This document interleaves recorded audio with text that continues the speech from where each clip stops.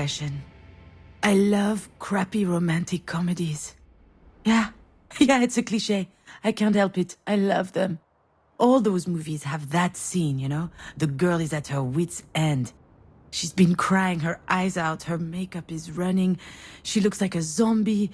She's done.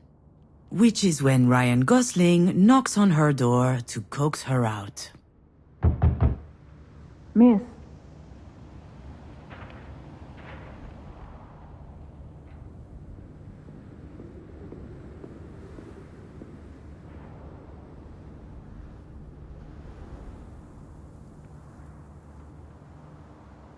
Ah, shit.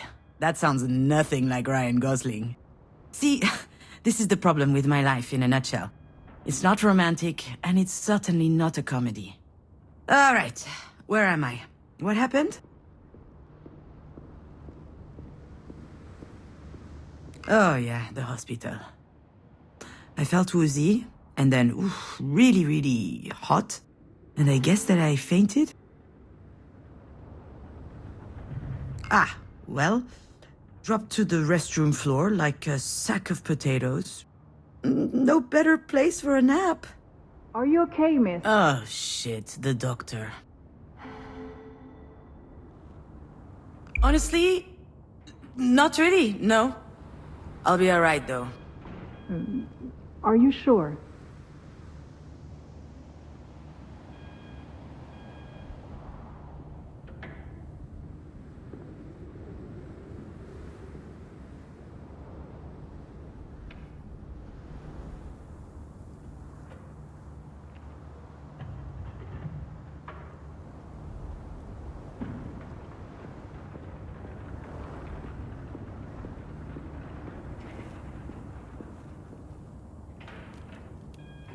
Aha, as if I could be sure of anything. Still, I should probably update my guardian angel. Actually, now that I think about it, maybe there's something I know for sure. If I have to spend one more second lying on this filthy floor, I'm pretty sure that I'm going to vomit. Vomit again, I guess. Yes, I'm sure. I'm good. I just had a little bit of a moment. A big moment. But it's over now. Sorry, I ducked out. I'm already feeling much better. I can hardly tell her the truth, can I? Most people don't actually want you to be honest with them. Oh, I apologize, Dr. Giagana. I just vomited up my breakfast. I had it all over my chin. It wasn't a good look. It's hardly my fault. I haven't been handling stress very well lately.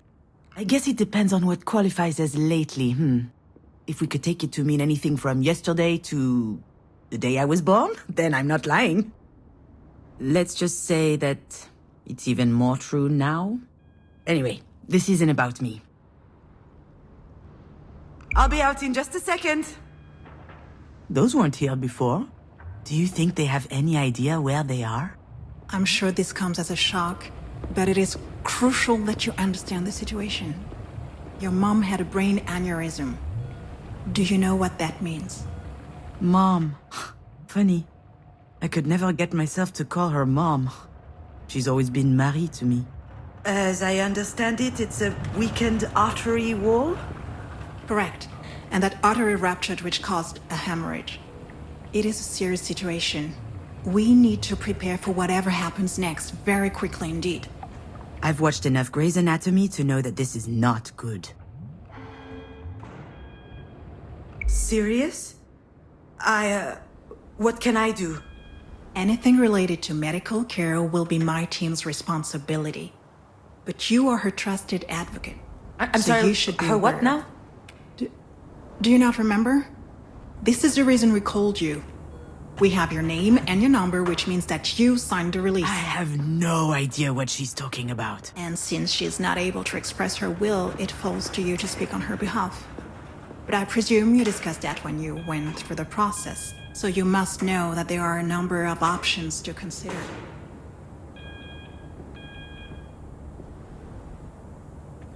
I don't believe it! She put my name on the form without asking me. She must have forged my signature.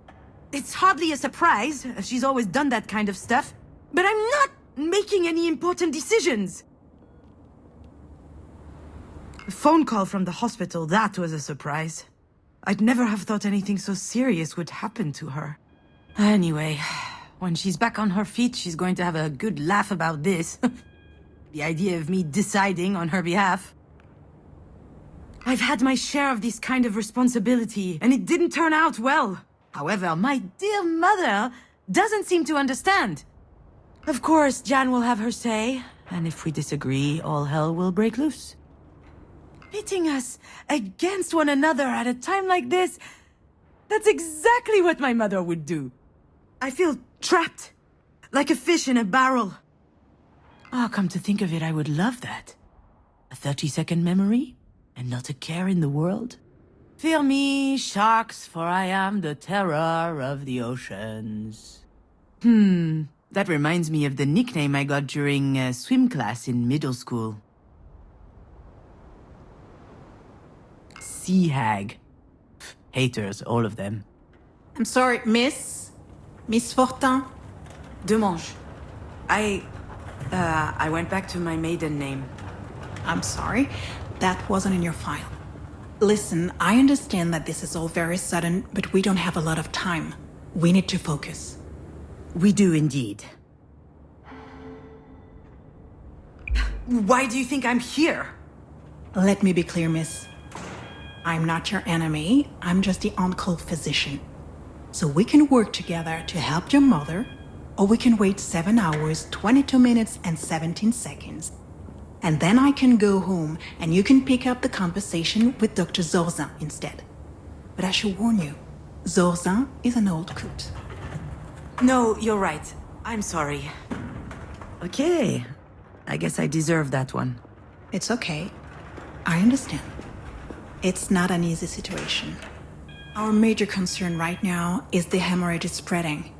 There's the risk of a cerebral vasospasm. That is a complication which could severely affect her brain.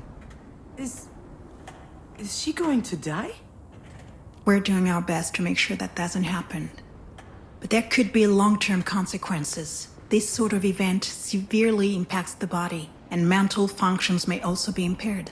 I need to know if you and your mother will be able to deal with that sort of complication.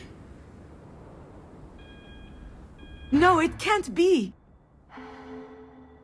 What do you mean?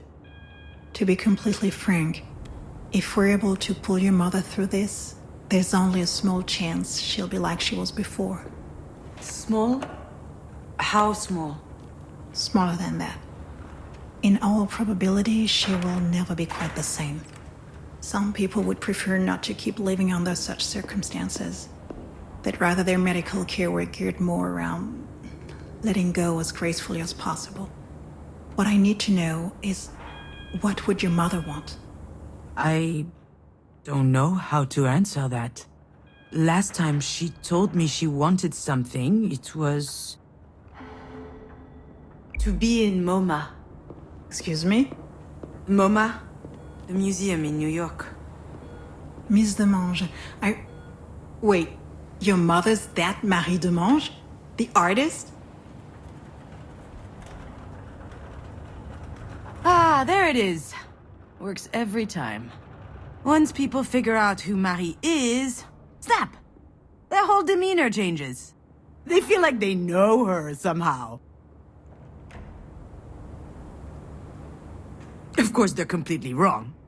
Oh, yeah, the Marie Demange. And I'm her assistant, I guess.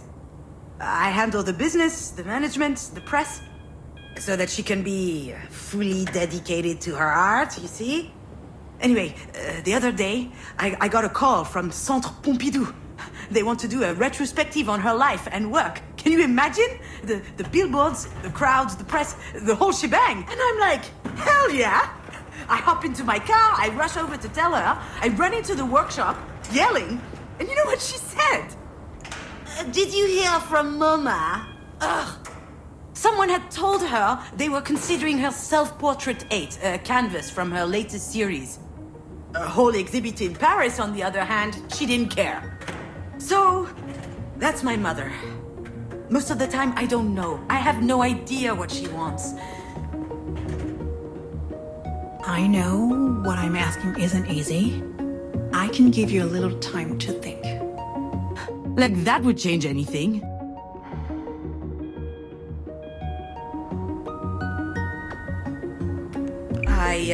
Yeah. I suppose I need to think about it. I'm sorry, I gotta go.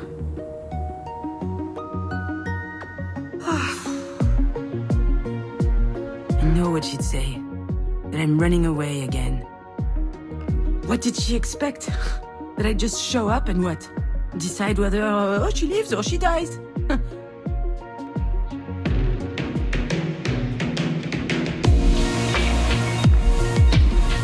don't even know how I'm supposed to make it to the end of the day, let alone... Oh, what?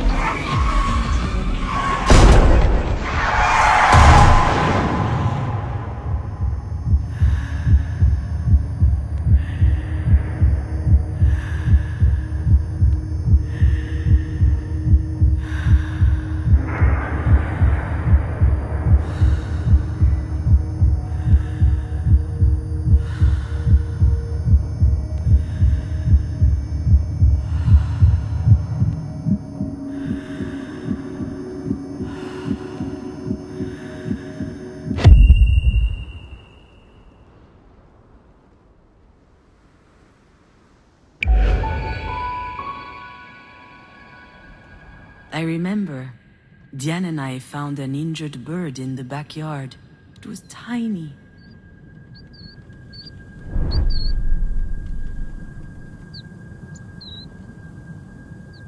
I think it was around the time Marie had set up her new studio in the sunroom. Now that I think of it, that was also my first experience with death. In fact, I also had a really weird dream that night. Something about that day always seemed off. I never figured out why. And why am I thinking about this now?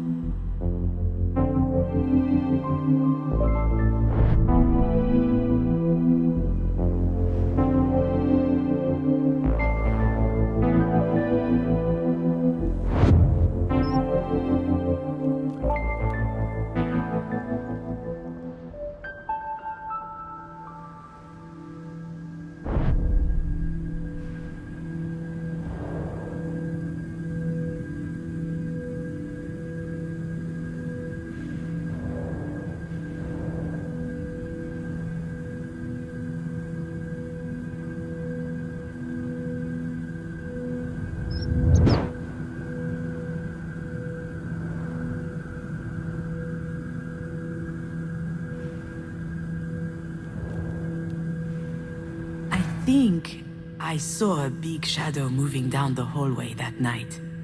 I imagined a monster bird was visiting us. For a long time I thought it was just a strange dream.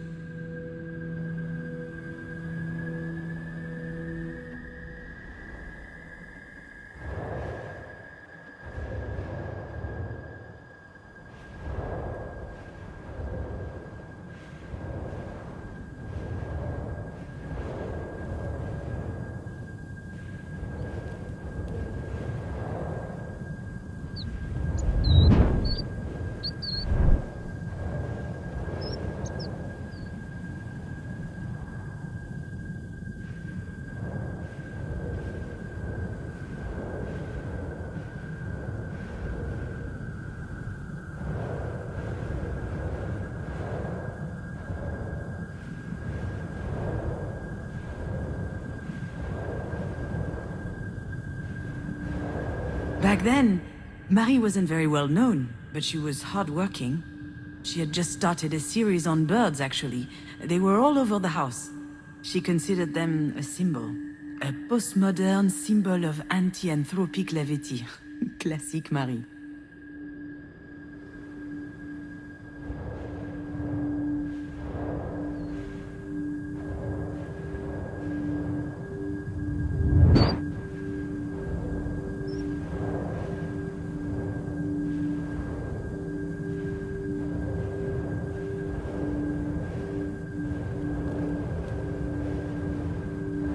Do you recognize it? This is the mobile that Marie made me before I was born. It's exquisite and delicate. I loved it. And you did too. I think I still have it, in a box somewhere.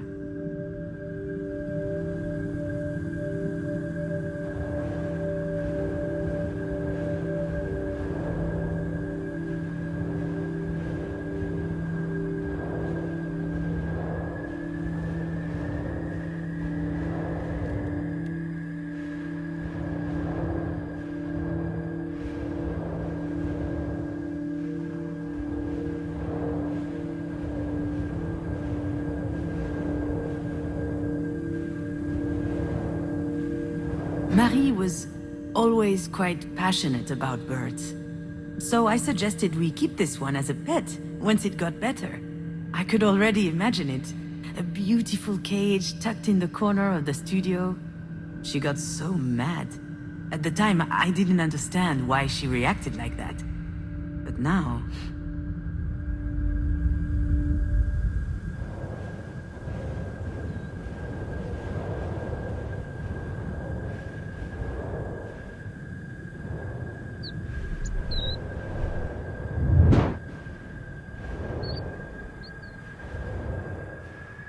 Yeah, Diane was so proud of packing her own suitcase. Her father came to pick her up that afternoon. She spent the weekend with him and her stepsister. I was a bit jealous, but also happy to have some time with my mother. Just us.